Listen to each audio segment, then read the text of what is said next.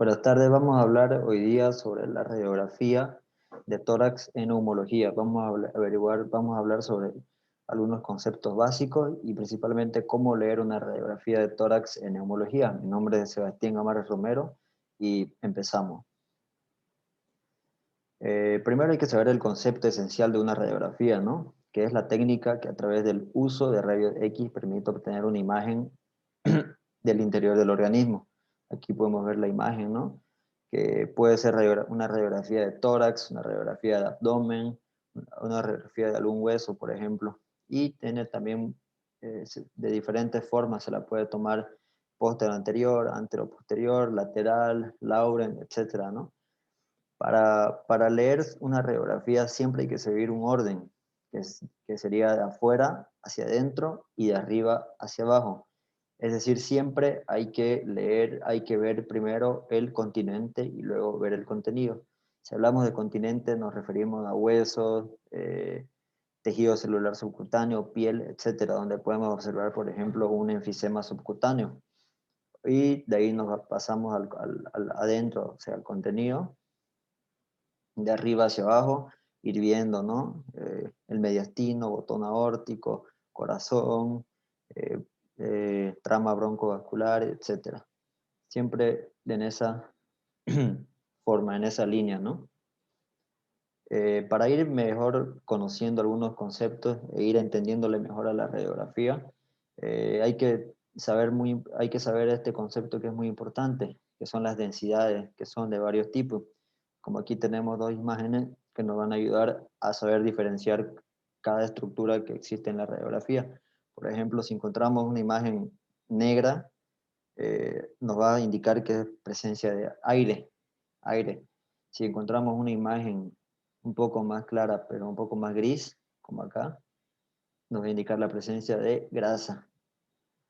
Si ya tenemos la imagen muy blanca, nos va a indicar la presencia de agua o también algún órgano que, como sabemos, está compuesto principalmente por agua, ¿no? Por ejemplo, tenemos la forma del hígado, que podemos observarlo de color blanco.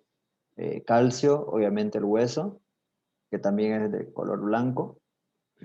Y finalmente metal, que no está presente en todas las radiografías, pero en muchas sí. Por ejemplo, algún, algún, alguna pieza que tenga el paciente ahí, o alguna sutura, por ejemplo, hacen suturas con grapa y se puede observar en la radiografía, ¿no?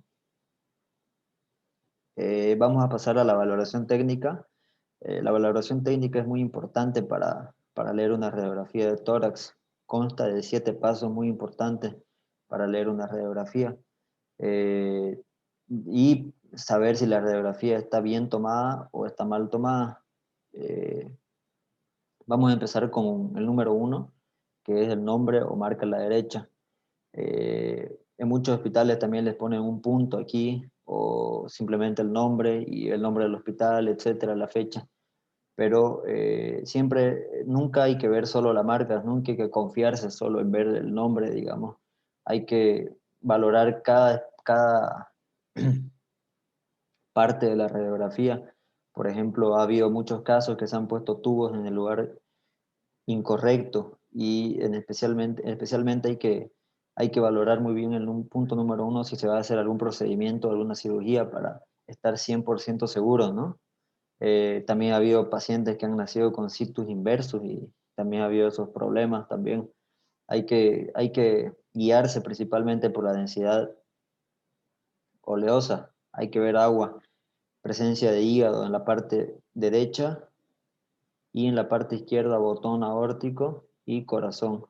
Eso quiere decir que el número 1 y más el nombre aquí, obviamente, está bien, ¿no? La radiografía, el punto número 1, cumple con el requisito del nombre de la derecha. Luego la simetría.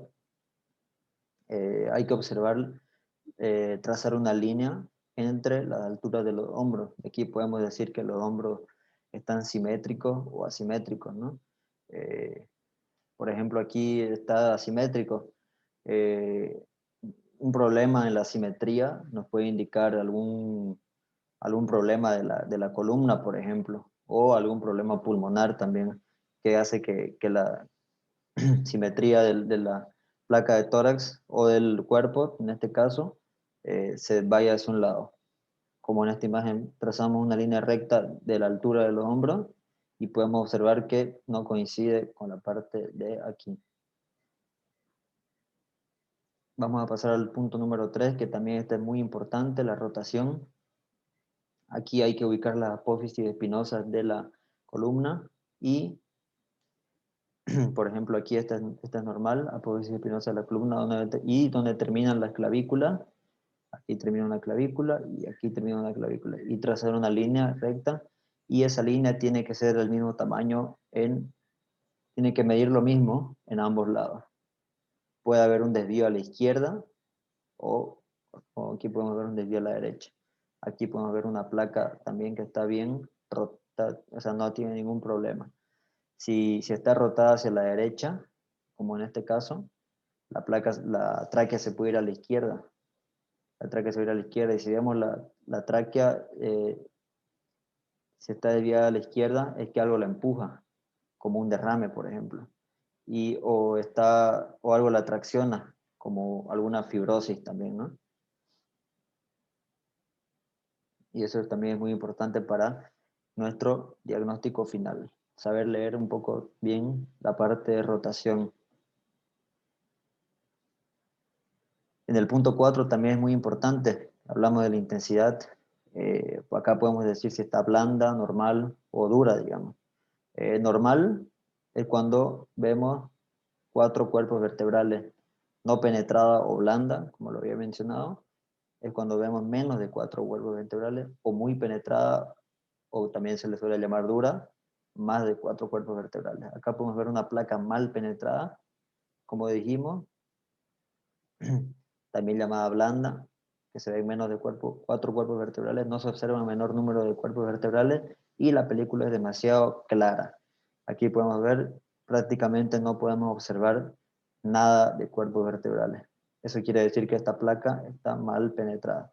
Y aquí podemos observar otra que también es muy penetrada, ¿no? Aquí vemos excesivamente cuerpos vertebrales. 1, 2, 3, 4, 5, 6. Aquí igual, 7.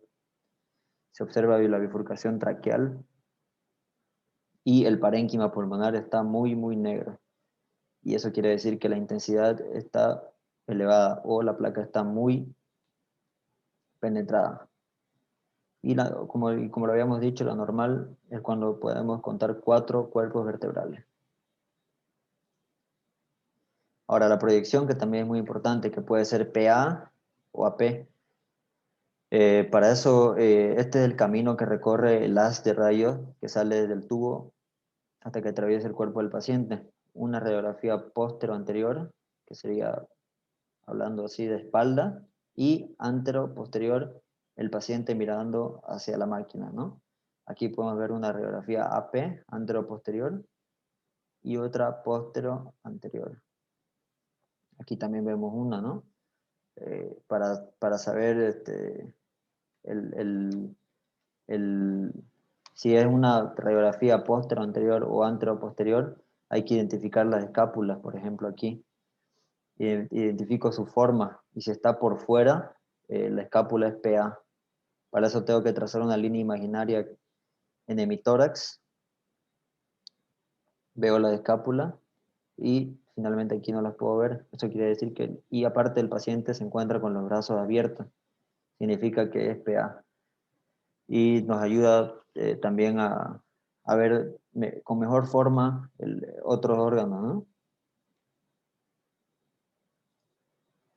El momento de la inspiración. En el punto 6 tenemos el momento de la inspiración que también es muy buena. Para eso hay que basarnos en conceptos generales como una buena inspiración es cuando se puede observar 10 costillas posteriores, 6 costillas anteriores, que la décima costilla llegue al ángulo costofrénico y que la sexta costilla anterior llegue al ángulo cardiofrénico.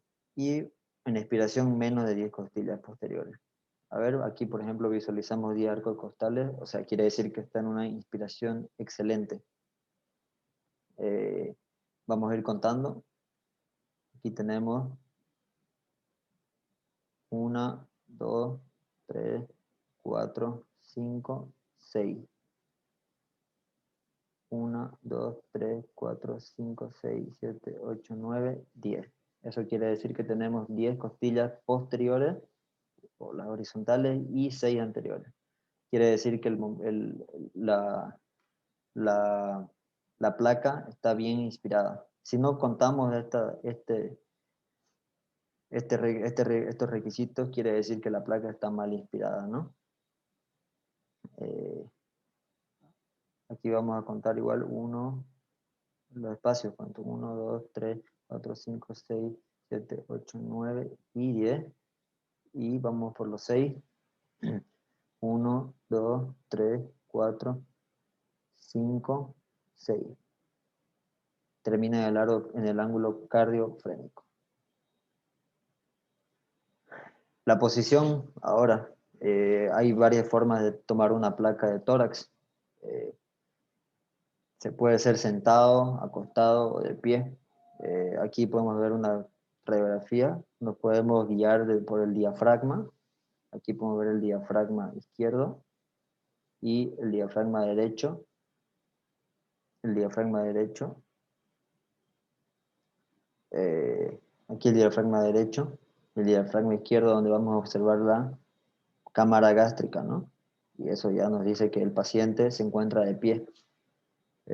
Si la placa, cumpliendo con todos estos requisitos, si la placa no es aceptable o no cumple con la mayoría de los requisitos o está mal tomada, es preferible volver a tomar la placa de tórax. ¿Por qué? Porque eso nos puede hacer variar en nuestro diagnóstico y nosotros como médicos somos los que salimos perdiendo, ¿no? Ahora vamos a hablar de otros conceptos básicos, por ejemplo el sexo, que también es muy importante determinar en una radiografía de tórax. Obviamente, principalmente nos daríamos cuenta por el nombre, ¿no? Como lo habíamos dicho en el punto número 1, a la derecha, el nombre a la derecha de la placa. Nos vamos a dar cuenta también por la base, ¿no? Aquí vemos una base ancha y no vemos presencia de mama. Entonces decimos que este es un sexo masculino. En cambio, en esta de aquí, la base es mucho más angosta. La base es mucho más angosta. Obviamente el nombre va a ser de mujer y vemos presencia de mama. Aquí decimos que la placa es de una mujer. Otro concepto muy importante son ver las partes blandas, la parte ósea, la tráquea, los ilios, la base. En las partes blandas o en la parte ósea, en la parte blanda, hay que, como lo había dicho, primero leer el continente y luego el contenido. Aquí hay que especificar lo que vemos, por ejemplo, el tejido adiposo, si hay regular cantidad de tejido adiposo, harta cantidad de tejido adiposo, que eso nos puede ayudar a llegar a ver el pronóstico del paciente también, ¿no? Si el paciente es flaco o tiene poca cantidad de tejido adiposo, nos indica que él tiene pocas defensas y entonces el cuadro podría ser un poco más grave, ¿no? O si tiene mucha cantidad, significa un poquito de más defensa y el cuadro puede llegar a ser un poco más llevadero, ¿no? También nos da la presencia de enfisema subcutáneo, como lo había mencionado al principio. El enfisema subcutáneo nos puede darse por alguna, por ejemplo, alguna herida o para poner el tubo, algún tubo de tórax, que se ven pequeños puntitos en el enfisema subcutáneo.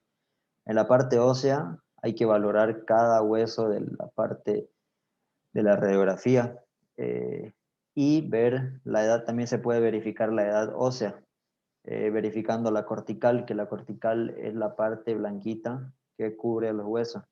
Mientras más blanco sea, el paciente es más adulto. Y obviamente especificar cada hueso, la clavícula, húmero, costillas anteriores, costillas posteriores, columna, etcétera, etcétera, ¿no? Para ver si hay alguna alteración en algún hueso o alguna fractura, ¿no? Por ejemplo, acá vemos la clavícula visible sin alteración aparente, etc. En la tráquea igual verificar si hay alguna tracción, como lo había mencionado, o algo que la empuje, ¿no? Que puede estar relacionada con, como lo había mencionado, con un derrame, etc. Y por último ver las partes de adentro. o del contenido. En los ilio derecho, ilio izquierdo, ver la trama vascular conservada, bronquios visibles sin alteración aparente, y también la región infraclavicular si tenemos presencia de algún infiltrado o algún absceso, etc. Recordar que el espacio entre la arteria pulmonar y el mediastino se llama espacio de Chaperón, ¿no? Y por último, verificar la base, que también las bases que nos ayuda mucho a tener algún diagnóstico. El ángulo, son dos ángulos muy importantes que tenemos que saberlo, el ángulo costofrénico y costo diafragmático, o cardiofrénico también, ¿no? Que nos pueden ayudar a diagnosticar, por ejemplo, un derrame pleural, o si vemos el ángulo costo cardiofrénico ocupado, también un derrame pericárdico podría ser compatible, el famoso signo de la copa de champán invertida, ¿no? Eh, y eso sería todo. Recordar que hay que revisar muy bien cada radiografía de tórax, anotar cada cosa que tengamos, cada alteración que haya, en especial si hay alguna alteración en el corazón o en el contenido, como lo he mencionado. Eh, Relacionar, por ejemplo, si tenemos algún enfisema subcutáneo o tenemos algún problema pulmonar, y principalmente relacionarlo con la clínica del paciente, con la edad del paciente, con una buena historia clínica y con una buena anamnesis también, ¿no? Bueno, muchas gracias, eso sería todo, esa sería la clase de hoy. Vamos a seguir con otras clases en los siguientes días. Un abrazo.